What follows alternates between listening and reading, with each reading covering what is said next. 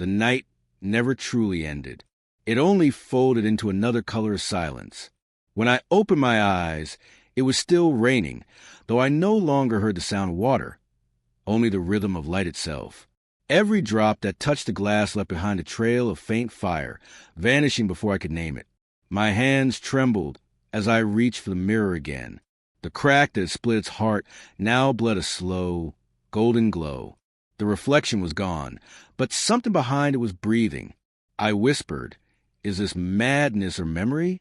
But the room didn't answer. Outside, Legos burned in electricity.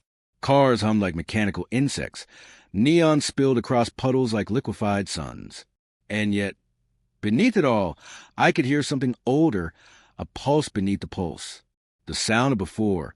It began as a vibration under my skin, a slow hum rising from bone to breath, from breath to flame. My teacup shook on the table. The light bulb flickered again, not white this time, but amber, like the color of a dying star.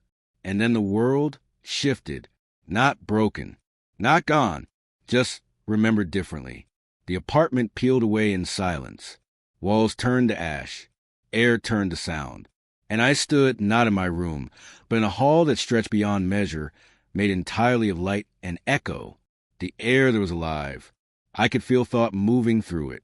Each beam of radiance carried fragments of language, names, prayers, all spoken once, long ago, and still wander in the corridors of creation, searching for home.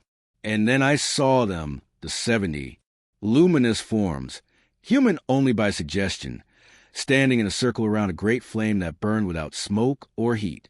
Their faces shimmered like memory caught in water. And among them, one turned toward me. He did not speak, yet I heard him, not as sound, but as recognition. "You were not meant to forget." "I wanted peace," I answered, "to live small, to breathe without fire." "Fire does not rest," he said. "It only learns new shapes." The flame at the center pulsed, and within it, I saw a vision, a world that had forgotten its origin, running on noise and hunger, souls drifting through glass towers, their reflections hollow, a city praying to its own shadow. And then, among them, I saw myself, sitting by a window, waiting for a memory I had once tried to destroy. The voice continued, quieter now. "The time of silence is ending. The age of remembrance begins. The fire dreams of waking, and you are its dream." The hall collapsed into light. I gasped, and the world slammed back. My lungs burned. The apartment reformed around me, like smoke turning solid. The mirror was whole again, no crack, no light, no sign of what had been. But my reflection was different.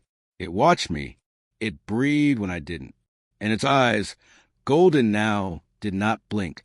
The city outside roared with thunder. And in that thunder, I heard the voice again, not calling this time, commanding, "Awaken." I fell to my knees as the lights exploded. Fire ran through the veins of the walls.